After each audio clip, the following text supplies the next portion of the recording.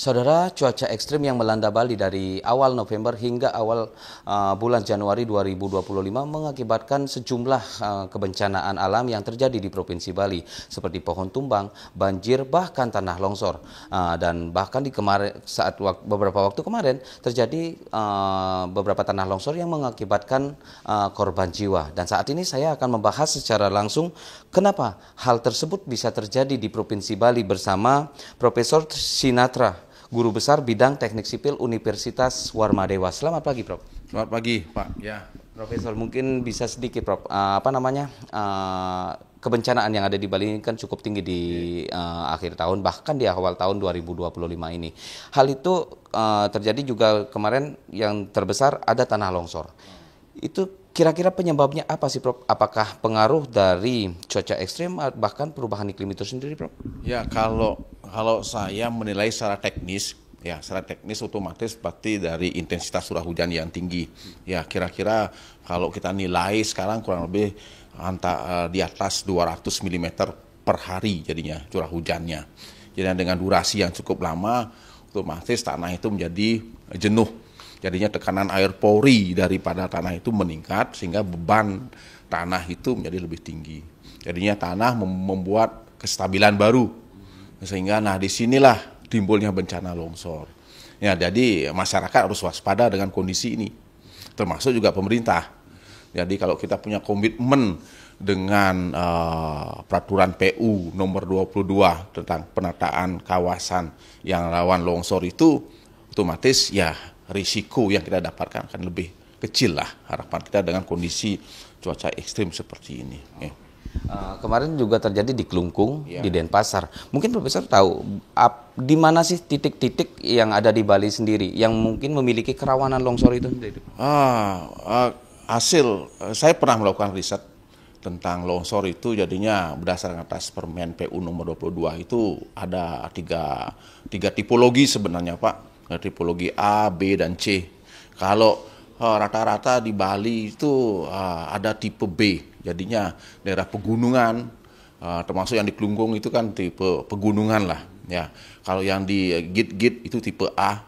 Kalau yang di kemarin yang longsor di Ubung, desa Ubung itu ya, tipe C. Jadinya semuanya punya risiko masing-masing karena semua akibat daripada kondisi fisik alam tersebut. Salah satunya adalah kemiringan lereng, kemudian kondisi tanahnya, kemudian hidrogeologinya, hidrometeorologinya, dan sebagainya. Dan ya itu pengaruhnya.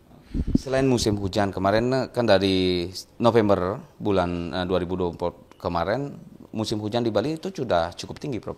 Sampai awal Januari di 2025.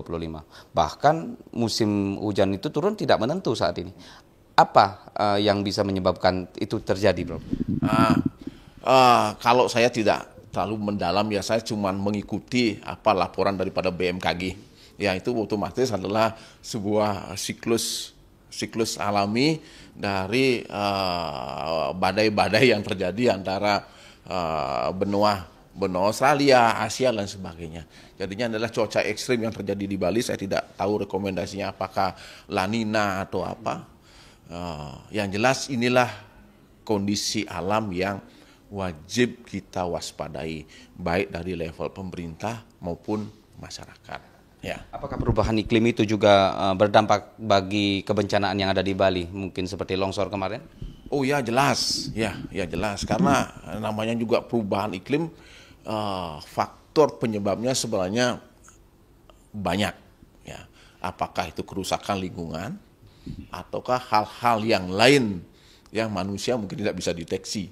Ya, jadinya yang pun juga kita sebagai masyarakat, saya sebagai akademisi hanya mampu untuk menilai, menasesmen kenapa bisa terjadi begini, kenapa bisa ekstrim, ekstrim dengan kita di teknik sipil kok bisa intensitasnya begitu tinggi dalam jangka waktu yang panjang. Dulu kok bisa tidak. Kalau kita meramal sejauh ya interpretasi bisa beda-beda. Berarti kemiringan tanah ya, Prof, yang menjadi salah satu penyebab utama longsor itu terjadi. Untuk di Bali sendiri, kontur tanah di Bali sendiri di berbagai daerah kan berbeda-beda, Prof. Kira-kira paling paling besar yang bisa memungkinkan terjadi longsor itu di daerah mana, Prof? Ya, kalau kita bisa nilai kan itu semua di Bali itu kan dari batuan vulkanik semuanya. Dari pegunungan-pegunungan purba yang ada di Bali dan itu mengalami pelapukan jangka panjang, dan itu cenderung kalau kita bahasa teknis orang ini itu adalah lanau kepasiran. Jadinya semua adalah daerah-daerah pegunungan itu rawan longsor. Tapi itu kalau sudah jangka panjang sebenarnya dia sudah membuat kestabilan. Cuman permasalahannya adalah kita manusia yang membuat infrastruktur baru. Sehingga dari infrastruktur itulah berubahlah kestabilan itu terjadi.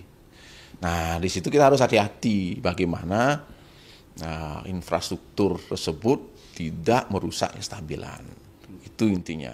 Berarti pembangunan juga menjadi salah satu faktor. Pembangunan, kemudian pertumbuhan penduduk, pertanian dan sebagainya itu satu faktor. Ya. Terakhir, Prof, mungkin hal apa yang mungkin bisa diberikan kepada masyarakat atau warga untuk menghindari meminimalisir kejadian-kejadian yang mengakibatkan bahkan meninggal dunia. Mungkin bisa menghindari kejadian alam, apa yang bisa diberikan kepada masyarakat? Kita sebagai masyarakat dari tingkat atas, pemerintah, kita masyarakat, kita mempunyai capacity. Ada ancaman, ada capacity. Nah, disinilah capacity ini kita harus tingkatkan.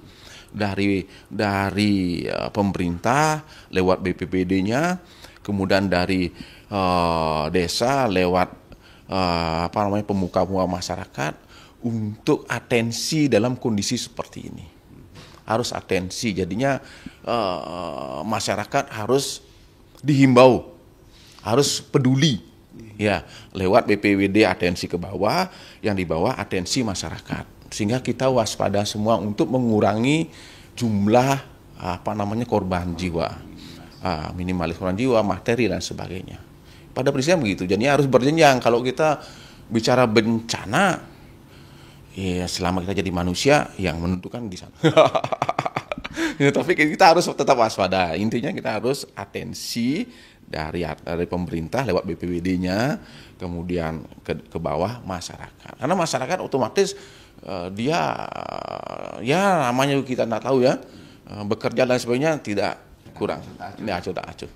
Terima kasih Prof. Sinarsa atas waktunya. Dan saudara, beragam potensi yang dimiliki Bali dari kebencanaan sendiri seperti perubahan iklim, alih fungsi lahan, bahkan curah hujan yang cukup tinggi bisa mengakibatkan kebencanaan yang ada di Provinsi Bali sendiri. Dan tentunya masyarakat dihimbau untuk bisa menghindari kebencanaan yang terjadi di Provinsi Bali dengan aware, mencari berbagai informasi dari pemerintah hingga tanda-tanda alam sendiri.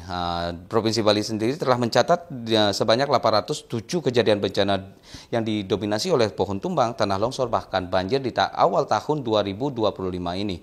Hal tersebut tentunya membuat pemerintah harus bekerja lebih ekstra untuk memberikan pandangan-pandangan atau wawasan bagi masyarakat agar bisa terhindar dari kebencanaan. Cipayana Putra, Komang Suarbawa, Denpasar, Bali.